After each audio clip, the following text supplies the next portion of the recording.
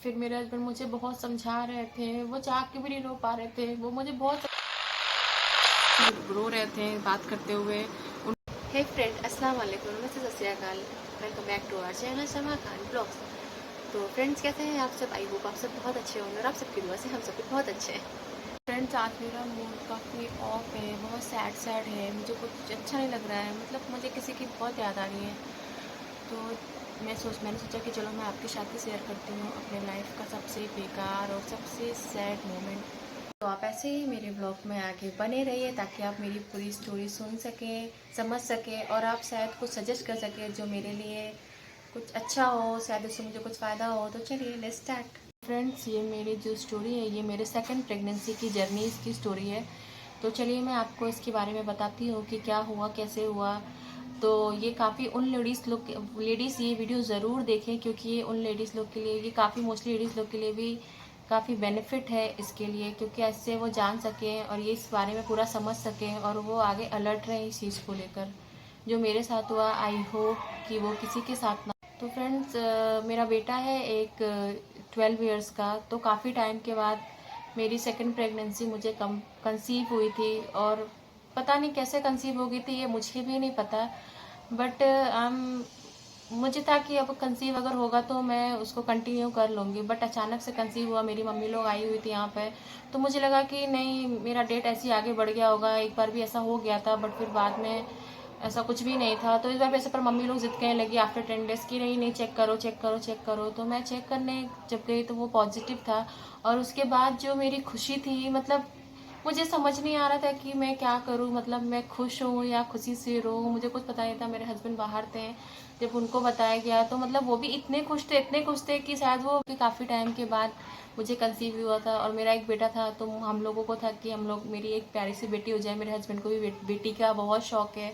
हम लोग भी चाहते हैं कि हमारे घर में एक प्यारी सी गुड़िया आए, अल्लाह की रहमत आए। तो ऐसा जब मेरे हस्बैंड को पता चला कि मैं प्रेग्नेंट हूँ तो वो बहुत खुश हुए। वो बाहर अपने, मतलब वो उनकी खुशी की निगाह, उन्होंने सबको फ़ोन करके लगातार बता दिया कि मतलब आप दादी बनने वाले हो, आप चाचू बनने वाले हो। अपने फ्रेंड्स को बोला कि मैं फिर से पापा बनने वाला हूँ, again to be a dad. और फिर मेरी सिस्टर, मेरे भाई भी उनके साथ थे बाहर। तो वो लोग मेरे लिए टू बी मॉम का केक लेके आए। मैंने फर्स्ट प्रेगनेंसी भी इतनी इंजॉय नहीं की थी जितनी मैं सेकंड इंजॉय करी थी। मेरे लिए केक आया टू बी मॉम का, हम दोनों ने केक कट किया, हम लोग बहुत खुश थे, मतलब बहुत ज़्यादा ही। मतलब मुझे यकीन ही नहीं हो रहा था कि मतलब ऐसा कैसे हो गया, मतलब मैं बहुत खुश थी। और मुझे लग रहा था कि शायद इस बार मुझे ऐसा दिल से लगता था कि हाँ, मुझे मेरी प्यारी बेटी गुड़िया ही शायद आए। तो मैं दुआ भी करती थी कि एक बेटा है और एक बेटी हो जाए तो बहुत अच्छी है, क्योंकि हम लोगों को बेटी का बहुत शौक है। तो फिर अचानक से ऐसा हमारा प्रेगनेंसी चलने लगा। फिर हम लोग आफ्टर 1 वीक के बाद हम लोग डॉक्टर के पास गए। डॉक्टर ने सब चेक किया, सब पूरी मेरी हिस्ट्री पूछी पहले से लेके अब तक की, क्या क्या हुआ, कैसा था, पहला प्रेगनेंसी कैसा था। मैंने डॉक्टर को सब शेयर किया। सेकंड प्रेगनेंसी में मेरा फर्स्ट जो स्कैन हुआ था वो बिल्कुल नॉर्मल था, बस बच्चे की हार्ट बीट थोड़ी कम थी। बट डॉक्टर ने बोला कि ये इतनी बड़ी इशू नहीं है, ये सॉल्व हो जाएगी, बस आप आराम, बेड रेस्ट करना, आराम करना और अच्छा हेल्दी डाइट लेना। और बाकी कोई प्रॉब्लम नहीं है, बाकी सब कुछ बहुत अच्छा है, आपकी सारी रिपोर्ट्स भी नॉर्मल आई है, सब कुछ बहुत अच्छा है। तो फिर मैं रिलैक्स हो गई, मैं घर आई, स्कैन हुआ, सब कुछ। सब लोग बोले लगे कि इसमें कोई टेंशन, घर में भी सब लोग यही बोलने लगा कि इसमें कोई टेंशन की बात नहीं है, ये नॉर्मल है, ठीक हो जाता है। जो नई नई मम्मा बनी थी वो भी बोली कि कोई बात नहीं, मेरा वैसा था बट फिर नॉर्मल थी, वो धीरे धीरे अपने आप हार्ट बीट सही हो जाती है। तो फिर उसके बाद मैं हैप्पी हो गई और मैं कंटिन्यू, मेरा चलने लगा सब कुछ बहुत अच्छा। मेरे हस्बैंड मेरी बहुत केयर करते थे। वो ऑफिस जाने से पहले फ्रिज में मेरे लिए सारे फ्रूट्स, मतलब जैसे कि अनार और एप्पल, वो सब ऐसा कट करके रखे रहते थे कि मुझे कुछ प्रॉब्लम ना हो।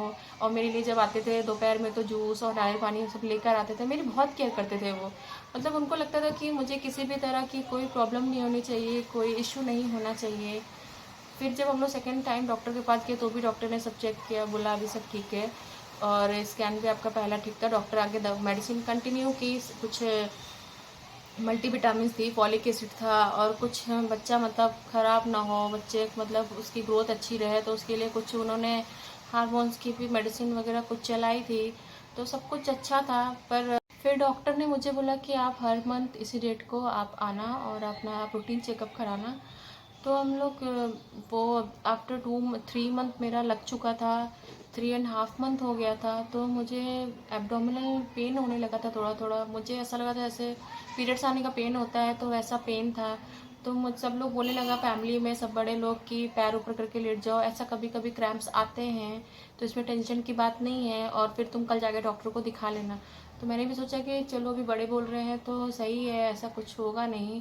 और मैं मुझे इतना टेंशन में थी क्योंकि मेरी फर्स्ट प्रेगनेंसी में ऐसा कुछ भी नहीं इशू था कि मुझे मतलब ऐसा कुछ लगे। तो फर्स्ट प्रेगनेंसी तो आराम से इजी मेरी नॉर्मल डिलीवरी हुई थी। बट सेकंड में फिर मुझे इतने टाइम बाद रुका तो मैं थोड़ा, मुझे डर लगता था कि नहीं सब कुछ अच्छे से होना चाहिए। फिर उसके बाद मुझे लाइट लाइट पेन होने लगा। फिर ऐसा सब लोग बोला कि नहीं पैर ऊपर करके लेट जाओ, ऐसा करो, तकिया लगा लो, ये कर लो, वो कर लो। फिर मैं दूसरे दिन डॉक्टर के पास जब गई तो डॉक्टर ने मेरा वेट किया, बोला तुम्हारा वेट थोड़ा कम हो गया है, एक दो के 1 kg अप्रॉक्स कुछ कम हो गया है वेट, तो अच्छे से डाइट लो और तुम प्लीज़ प्रॉपर रेस्ट करो। और बाकी जो पेन है वो सब शाम को, अगर तुम ऐसे तो कुछ प्रॉब्लम नहीं है लेकिन तुम फिर भी एक अल्ट्रासाउंड करा लो फॉर मतलब अपने रिलैक्सेशन के लिए कि हाँ, और मुझे भी रिलैक्स हो जाएगा कि मतलब कोई इशू नहीं है, तो आप तुम अपना एक अल्ट्रासाउंड करा लो, एक स्कैन करा लो। तो मैं भी थोड़ा डर गई थी, तो मुझे लगा कि ठीक है कोई नहीं, मैं एक स्कैन करा लेती हूँ। तो मैं तो मुझे काफ़ी अचानक से अंदर से कुछ फील हो रहा था, पर जैसे डॉक्टर ने मुझे ऐसा कोई डराने वाली बात नहीं हुई थी, पर मुझे अंदर से अचानक से घबराहट सी हो रही थी कि पता नहीं क्या है, सब कुछ ठीक हो, सब कुछ ठीक हो।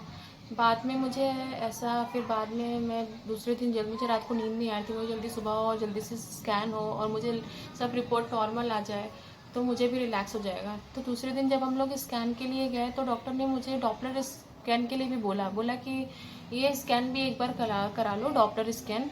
तो इसमें आपको क्या होगा, स्कैन में बच्चे की सारी चीज़ें पता चल जाएंगी हमें अच्छे से, बच्चे का ग्रोथ कैसा है, सब कुछ कैसा है, बच्चों की वेंस वगैरह कैसे, सब कुछ।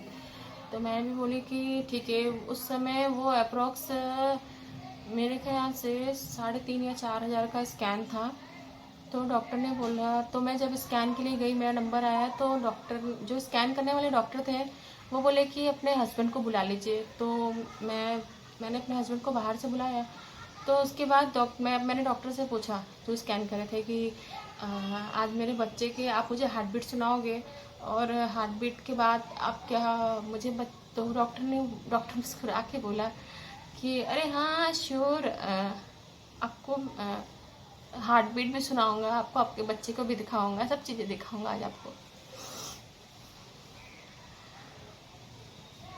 तो मैं अपने हस्बैंड को अंदर बुलाई, मेरे हस्बैंड जस्ट मेरे पास बैठे थे, और जैसे जब डॉक्टर ने स्कैन शुरू किया तो वो अपना स्कैन कर रहा था। तो डॉक्टर कुछ ऐसा थोड़ा अलग से रिस्पॉन्स किया डॉक्टर ने, मतलब ऐसा ऐसा कर रहा था वो, फिर ऐसा मतलब, तो मुझे घबराहट होने लगी। तो मैंने डॉक्टर से पूछा कि, तो मुझे बहुत तेज घबराहट होने लगी। मैंने डॉक्टर पूछा, डॉक्टर सब ठीक है ना? मेरे आँख में सडनली उस समय अपने आप आंसू आ गया था, तब कि डॉक्टर ने मुझे उस समय कुछ भी नहीं बताया था।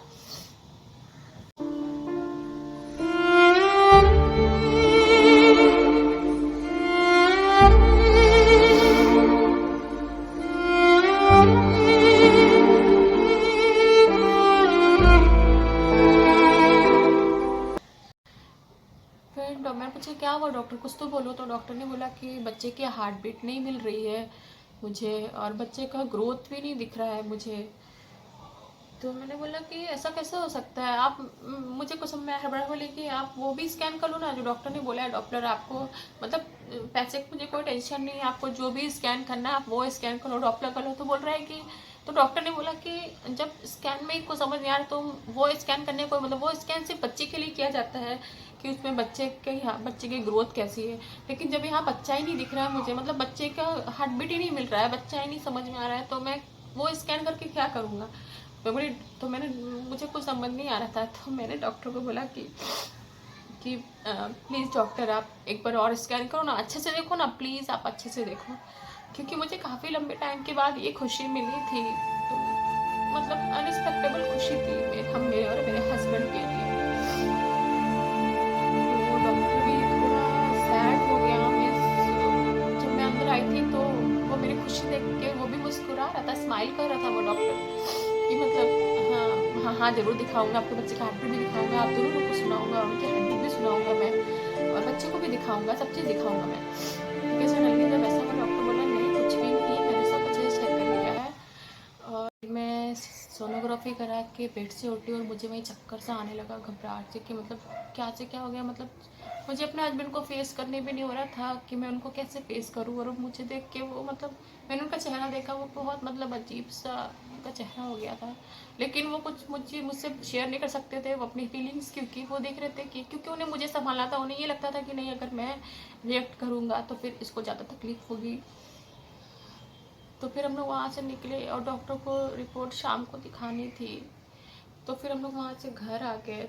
तो जब हम लोग घर आए तो फिर इन्होंने सबको कॉल करके बताया मम्मी को कि 3.5 मंथ पूरा हो चुका था मेरा। तो सबको बताया कि ऐसा ऐसा हो गया है, बच्चे की हार्ट बीट नहीं मिल रही है, बच्चे की ग्रोथ कब के पहले ही रुक चुकी, बच्चे की ग्रोथ पहले ही बंद हो गई थी और बच्चे की हार्ट बीट भी रुक गई थी। तो फिर जब सबका फोन आया, मैं बहुत चीख चीख के मैं रो रही थी। मुझे ऐसा फील हो रहा था जैसे मतलब वो चीज़ एक सिर्फ माँ ही महसूस कर सकती है कि मतलब जब उसका बच्चा होता है तो उसको कैसा फील होता है। फिर मेरे हस्बैंड मुझे बहुत समझा रहे थे, वो चाह के भी नहीं रो पा रहे थे। वो मुझे बहुत समझा रहे थे कि कोई बात नहीं, हमारा एक बेटा है ना, ऐसा तो नहीं है कि हमारे पास बेबी नहीं है, तो तुम इतना क्यों रो रही हो, क्यों घबरा रही हो, ये ऊपर वाले की यही मर्जी थी, तो तुम मत रो। उन्होंने कहा दोबारा तुम फिर से कंसीव कर सकती हो अगर ऊपर वाले की मर्जी हुई तो, और अगर अगर नहीं तो कोई बात नहीं, मुझे कोई प्रॉब्लम नहीं है तुमसे, मुझे तुमसे कोई शिकायत नहीं है कि मतलब नहीं होगा तो कोई बात नहीं, ऐसा कुछ नहीं है, तुम ऐसा कुछ मत सोचो, जो हो गया सो हो गया, मैं हूं ना तुम्हारे साथ, तुम्हें इतने परेशान होने की बिल्कुल ज़रूरत नहीं है, एक बेटा है हमारे पास, हम लोग के पास तो है ना सब कुछ ऊपर वाला का दिया हुआ। फिर भी मेरा दिल नहीं मान रहा था, मुझे लग रहा था नहीं, इनको बहुत अरमान था, ये बहुत खुश थे, मेरे हस्बैंड बहुत ज़्यादा खुश थे। तो फिर भी मेरा दिल नहीं मान रहा था। फिर भी मैं तो रो के अपनी फीलिंग्स जाहिर कर सकती थी, पर मेरा हस्बैंड रो के भी अपनी फीलिंग्स जाहिर नहीं कर सकते थे।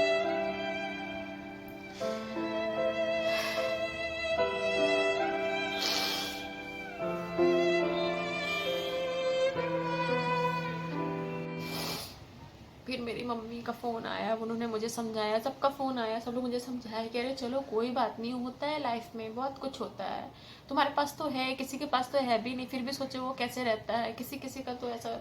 फिर भी लेकिन एक माँ का जो दिल होता है ना वो अलग ही होता है। मम्मी को भी मेरी बहुत तकलीफ थी, क्योंकि मेरी मम्मी ने हम लोगों की खुशी देखी थी कि हम लोग कितना खुश थे, लेकिन वो उस समय नहीं जाहिर कर सकती थी अपनी तकलीफ को, क्योंकि उन्हें मुझे संभालना था। फिर मुझे लग रहा था कि मैं डॉक्टर के पास जाऊं, मैं बोलूं कि मुझे मैं मेरा एक और स्कैन करा लो, सब कुछ करा लो। तो मैं डॉक्टर के पास भी गई, मैं डॉक्टर से बोला कुछ और स्कैनिंग वगैरह करा के देख लो, कुछ हो सकता है क्या, आप देखो कोई मेडिसिन कुछ भी। डॉक्टर बोले कि आप अपनी तसल्ली के लिए आपको कराना है तो आप करा लो, लेकिन अभी कुछ भी नहीं है, क्योंकि बच्चे की हार्ट बीट ही नहीं है, बच्चे की ग्रोथ ही नहीं है, तो आप क्या करोगे स्कैन करा के बगैर। लेकिन अगर आपकी मर्जी है तो आप करा सकते हो। तो मैंने पूछा डॉक्टर से कि डॉक्टर ऐसा क्यों हुआ, मतलब कोई प्रॉब्लम थी मेरे अंदर, कुछ इशू था, मेरा यूट्रस वीक था या कुछ भी, या कुछ तो प्रॉब्लम होगी। डॉक्टर ने बोला कि नहीं, इसका कोई ऐसा नहीं होता है। तो डॉक्टर बोले कि अब मैं बोली फिर अभी क्या, तो बोले कि अभी या तो आप डीएनसी करा लो या तो आप मेडिसिन लेके अपना अबॉर्ट करा लो बेबी, क्योंकि वो अबॉर्ट करना ही पड़ेगा। तो मैंने बोला कि ठीक है। डॉक्टर ने बोला कि मेडिसिन से अगर आप कराओगे तो 5,000 लगेगा, और अगर आप डीएनसी कराते हो तो 15,000 to 16,000 लगेगा आपका। तो बट मेडिसिन से रिस्क रहता है कि कभी कभी क्या होता है, आपका कुछ पार्ट्स अटक जाता है, कुछ रह जाता है, तो बाद में वो वापस से डीएनसी करना पड़ता है। और डीएनसी क्या होता है कि आप करा लोगे तो आप फ्री हो जाओगे। तो मेरे हस्बैंड ने डिसाइड किया कि कोई बात नहीं, मुझे कोई रिस्क नहीं लेना है, हम लोग तुम्हारा डीएनसी ही कराएंगे। फिर मैं बहुत आके रोई ना, मुझे खाना अच्छा लगा था, कुछ मुझे लगा था कि एक झटके में मतलब ऐसा क्या हो गया, ऐसा मुझसे कहाँ गलती हो गई, या मुझे मतलब मैंने ऐसा कौन सा गुनाह कर दिया, या मुझे लग रहा था कि ऊपर वाले मुझे आपने किस चीज़ की सज़ा दी है। ऐसी मैं इनसे बहुत बोल बोल के रो रही थी उस दिन कि ऊपर वाले ने ऐसा क्यों किया मेरे साथ, अगर उनको देना ही था और लेना ही था तो उन्होंने दिया ही क्यों, इससे अच्छा वो नहीं देते तो मुझे अच्छा रहता। इतने साल से तो मुझे था ना कि नहीं ये तो कोई बात नहीं, लेकिन अभी लेके दे दिया, पता नहीं क्या उसके पीछे उनकी क्या मर्जी थी, ये मैं भी नहीं जानती हूँ। फिर मे भी ऊपर वाला जो करता है सब सोच समझ के करता है, उनकी मसलहत हम लोग नहीं समझ सकते हैं कि वो क्या सोच के। फिर मैंने फिर मुझे सब लोगों ने प्रिपेयर किया कि चलो अभी तुम्हारा डीएनसी है तो अभी इससे ज़्यादा परेशान मत हो, क्योंकि तुम्हारा ब्लड प्रेशर लो हो सकता है, कुछ भी प्रॉब्लम हो सकती है। तो इसके लिए फिर दूसरे दिन सुबह मेरा डीएनसी था, तो मुझे बहुत डर लग रहा था। डीएनसी के नाम से ही बहुत डर लगता है मुझे। तो मैं हॉस्पिटल गई और फिर उसके बाद सब कुछ मतलब ब्लैंक थी मैं बिल्कुल। मेरा डीएनसी हुआ, सब कुछ मतलब फ्लैश हो गया। मतलब मुझे लगा कि अब कुछ भी नहीं। मुझे ऐसा लगा कि अब सब कुछ नहीं बचा। मतलब मेरी खुशी आई तो बहुत जोरों से थी, पर एक झटके में मेरे सारे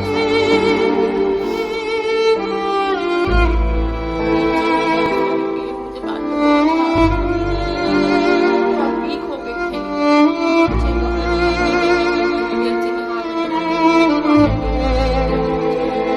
एंटीबायोटिक दी थी, मल्टीविटामिन दिए थे, जिसकी वजह से हार्ड एंटीबायोटिक की वजह से थोड़ा वीकनेस लग रहा था मुझे, तो मुझे चक्कर आ रहा था, मैं काफ़ी वीक हो गई थी। यहाँ मेरे पास कोई भी नहीं था, मैं अकेली थी। लॉकडाउन की वजह से कोई आ भी नहीं पाया था मेरे पास, ना मेरी मम्मी ना मेरे इन लॉज, कोई भी नहीं आ पाए थे लॉकडाउन की वजह से। मैं बिल्कुल अकेली थी, मैं सब कुछ अकेले सर्वाइव कर रही थी। मतलब मैं धीरे धीरे डिप्रेशन में जाने लगी थी। मतलब मुझे कुछ अच्छा नहीं लगता था, मुझे बस घबराहट सी रहती थी। मैं सिर्फ एक ही चीज़ सोचती थी कि चला गया, अब पता नहीं आएगा कि नहीं, अब पता नहीं कभी होगा कि नहीं। मैं हमेशा यही सोचती रहती थी, अब पता नहीं कुछ हो, क्या हो गया मेरे साथ, इतनी बड़ी खुशी कैसे चली गई। मैं किसी भी प्रेग्नेंट लेडी को देखती थी तो मुझे बहुत खुशी होती थी। मैं कोई वीडियो देखती थी बच्चे का तो मुझे बहुत मतलब अंदर से रोना आता था कि आज मेरे पास भी ऐसा होता।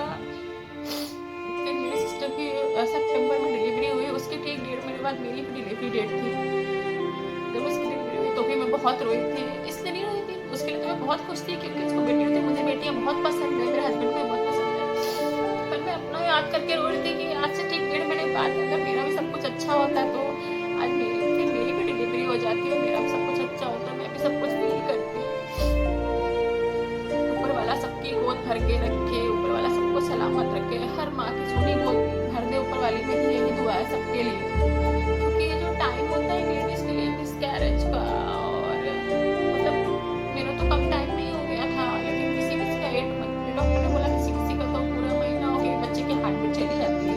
तो इसका कोई रीजन नहीं होता है कि ऐसा क्यों है, क्योंकि मैं दूसरे दिन डॉक्टर के पास गई, मतलब डीएनसी के 1 हफ्ते बाद मैं डॉक्टर के पास गई। तो डॉक्टर से मैं पूछेगी, डॉक्टर आप फिर से बताओ, मतलब ऐसा कुछ चेकअप कराना है, कुछ ऐसा टेस्ट कराना है जिससे मेरी अगर मैं आगे कंसीव करूँ तो ये सब प्रॉब्लम को, लेकिन ऐसा कुछ भी नहीं है। हाँ, एक टेस्ट होता है वो 20,000 का, लेकिन उसमें भी कुछ तुमको क्लियर नहीं होगा कि हाँ ऐसा क्यों हुआ क्यों नहीं, वो भी 100% श्योर नहीं होता है। तो इसमें आप इतना टेंशन मत लीजिए, आपको कोई प्रॉब्लम नहीं है, आप बिल्कुल फिट एंड फाइन है, आपको कोई इशू नहीं है, बस ये। तो मैं बोला डॉक्टर से क्यों बोली, डॉक्टर ने बोला कि ऐसा मोस्टली हो जाता है, इसको मिस्ड मिसकैरेज बोलते हैं। तो मिस्ड मिसकैरेज, तो मैंने पूछा डॉक्टर से, डॉक्टर मिस्ड मिसकैरेज का मतलब, डॉक्टर बोला मिस्ड मिसकैरेज का मतलब ये होता है कि आपका मिसकैरेज तो हो जाता है, पर आपका ब्रेन आपकी बॉडी को सिग्नल नहीं दे पाता है कि आपका मिसकैरेज हो गया है, और आपकी बॉडी बिल्कुल प्रेगनेंसी की तरह ही फील करती है। वैसे आपको वॉमिटिंग लगता है, वैसे आपकी टमी आउट होती है, और सब कुछ वैसे ही रहता है, ब्लीडिंग वगैरह कुछ नहीं होती है। तो इसको मिस्ड मिसकैरेज बोलते हैं। ये मोस्टली अभी ऐसा मोस्टली लेडीज में ऐसा देखा गया है कि मतलब चलो मेरा तो काफ़ी टाइम के बाद है, मुझे ऐसा लगा ऐसा तो नहीं कि काफ़ी टाइम के बाद बेबी रहा इसलिए ऐसा हो गया, पर अभी जिसकी नई नई शादी हो रही है उनके साथ भी ऐसा केसेस हो रहे हैं। तो इसके लिए डॉक्टर बोला कि डॉक्टर ने बोली कि इसका कुछ ऐसा रीज़न नहीं है कि मतलब ऐसा क्यों हुआ क्यों नहीं हुआ, इसका कोई रीज़न नहीं होता है, इसका कुछ। फिर मेरा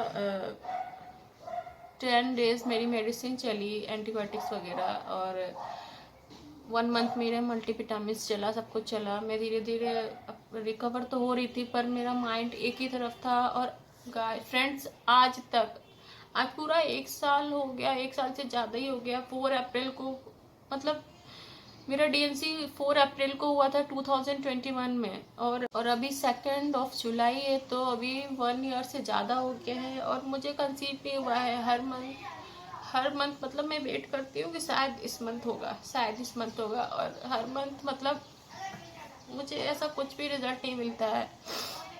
हर मंथ मेरे हाथ से मायूसी लगती है और कुछ नहीं, मैं बहुत मायूस होती हूँ, पर फिर भी अपने आप को करती हूँ कि नहीं, अल्लाह बहुत बड़ा है, ऊपर वाला देने वाला है, देगा वो। मुझे भरोसा है कि मुझे होगा, ऐसा नहीं है कि नहीं होगा, ऊपर वाला है मेरे साथ, वो देगा।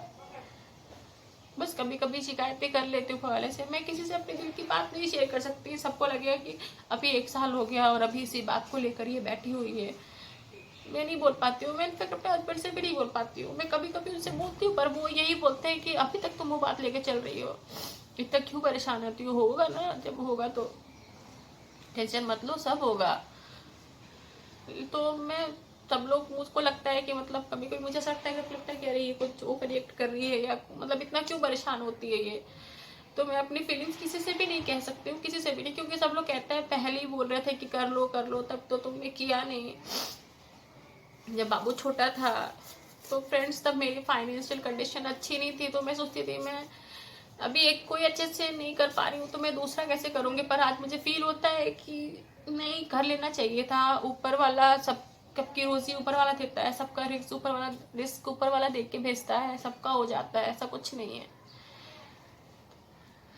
क्योंकि जब ये मेरी सेकंड प्रेगनेंसी का मिसकैरेज हुआ तो तब से मुझे बहुत ज़्यादा मतलब लगता है कि नहीं, ऐसा नहीं होना चाहिए था। तब मुझे बच्चे की कीमत बहुत ज़्यादा महसूस होने लगी है। मुझे लगता है कि नहीं, अब मुझे हो जाना चाहिए। मुझे भी लगता है एक हो जाए, एक हो जाए। मैं रोज़ दुआ करती हूँ कि ऊपर वाले से कि मुझे एक बस दे दीजिए, मुझे बस एक चाहिए। पर मेरी फीलिंग्स मुझसे ज़्यादा कोई नहीं समझ सकता था, क्योंकि एक माँ ही समझ सकती है। जिसके पास, जिसका बेबी उससे दूर चला गया हो, या जिसके पास बेबी नहीं है, सिर्फ ये वही समझ सकती है।